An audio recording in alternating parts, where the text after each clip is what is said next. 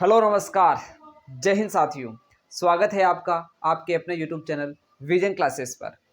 साथियों, जैसा कि आपको पता है, कल 30 मार्च यानी कि राजस्थान दिवस मनाया गया।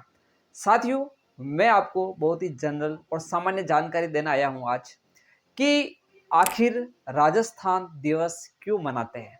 बिल्कुल साथियों, हम विद्यार्थी हैं, हमें ये ज्ञान होना चाहिए कि किसी भी डे को मनाने के पीछे का कारण क्या होता है। ज़्यादा समय नहीं लूँगा मैं आपका, कुछ ही मिनट के अंदर मैं इसको थोड़ा समझाने का प्रयास करता हूँ, क्या इसका बैकग्राउंड है, क्या इसकी हिस्ट्री है। तो साथियों, बिना किसी देरी के आज के सेशन की शुरुआत करते हैं। क्लास अच्छी लगे तो लाइक करें, चैनल पर नए हो तो सब्सक्राइब करें, थोड़ा मोटिवेशन मिलता है, और इसको आगे से आगे शेयर करें। ठीक है साथियों, तो बात करते हैं अपन राजस्थान दिवस को लेकर के। तो प्यारा साथियों, एक समय होता है जब सरदार वल्लभ भाई पटेल जैसे व्यक्ति होते हैं। साथियों, सरदार वल्लभ भाई पटेल तत्कालीन गृह मंत्री थे, यानी वो उस समय के गृह मंत्री थे। अब क्या होता है साथियों, मान लो कि जैसे वो बैठे हुए थे और उनको बैठे बैठे विचार आया, उस समय की स्थिति को उन्होंने देखा कि उस समय क्या स्थितियां थी कि 19 रियासतें थी, 3 ठिकाने थे और एक केंद्र शासित प्रदेश था, यानी जहां पर अंग्रेज लोग रहते थे। तो ये स्थिति उन्होंने देखी और उनके मन में विचार आया, क्यों ना इन सबको एक कर दिया जाए।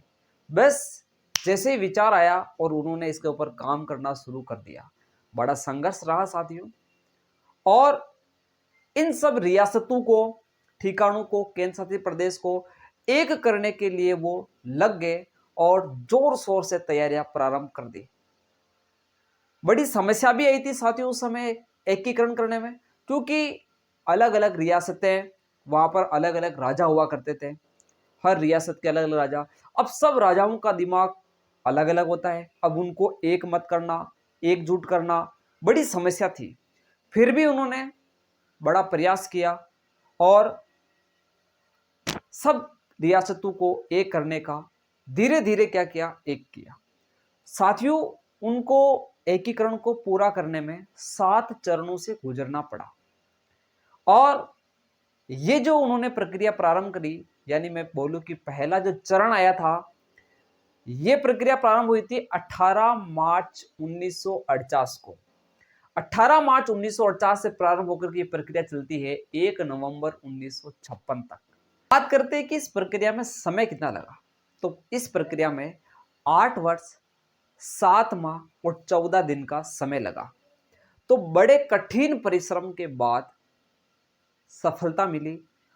साथियों, ये जो 7 चरण हुए, उसमें से एक चरण आता है 30 मार्च 1949। ये था साथियों चौथा चरण। इस चरण के अंदर क्या हुआ कि राजस्थान अपने अस्तित्व के अंदर आया। इस चरण तक 14 रियासतों का और 2 ठिकानों का विलय हो चुका था। ध्यान दें साथियों, इस चरण को वृहद राजस्थान के नाम से जाना जाता है। जो चौथा चरण था उसको अपन वृहद राजस्थान के नाम से जानते हैं, और इसका गठन हुआ था 30 मार्च 1949 को। राजस्थान इस समय अस्तित्व के अंदर आया था, और इसी दिन को सैद्धांतिक रूप से मान्यता मिली थी राजस्थान को। इसलिए अपन इस दिवस को राजस्थान दिवस के रूप में मनाते हैं। तो प्यारे साथियों, ये जो राजस्थान दिवस है उसको अपन ने समझने का प्रयास किया है कि राजस्थान को बनाने के लिए, उसको वास्तविक स्वरूप में लाने के लिए जो सरदार वल्लभ भाई पटेल थे तत्कालीन गृह मंत्री, उन्होंने उसको एकीकरण करने के लिए सभी रियासतों और ठिकानों को मिलाना प्रारंभ किया, और ये प्रक्रम 7 चरण में पूरा होता है। और हमने देखा कि चौथे चरण में, जिसको वृहद राजस्थान कहते हैं, उस चरण में पाया गया कि राजस्थान अपने अस्तित्व में आया है। उसके बाद और रियासतों का विलय हुआ था, लेकिन राजस्थान अपने अस्तित्व में आ चुका था। उसे सैद्धांतिक रूप से इस दिन को फिर राजस्थान दिवस मनाया जाने लगा था। तो ये घटना 30 मार्च 1949 की है। ठीक है साथियों, तो उसी समय से अब प्रति वर्ष 30 मार्च को राजस्थान दिवस मनाया जाता है। इसी के साथ मैं थोड़ा क्लियर करने का प्रयास करता हूं कि अगर राजस्थान स्थापना दिवस की बात करते हैं साथियों, तो वो 1 नवंबर 1956 को मनाया जाएगा, क्योंकि 1 नवंबर 1956 को राजस्थान का एकीकरण पूरा हो जाता है, 7वां चरण पूरा कंप्लीट हो जाता है। तो उस दिन राजस्थान का स्थापना दिवस मनाया जाता है। बाकी राजस्थान का अपन बात करते हैं कि राजस्थान दिवस कब मनाएंगे, तो 30 मार्च के हुई अपन राजस्थान दिवस मनाएंगे।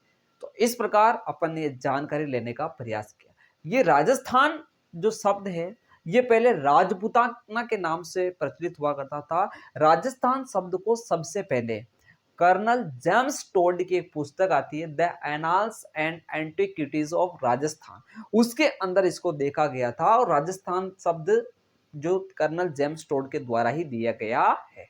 तो साथियों, कुछ मिनट के अंदर अपन ने जानकारी को लेने का प्रयास किया कि आखिर राजस्थान दिवस क्या होता है।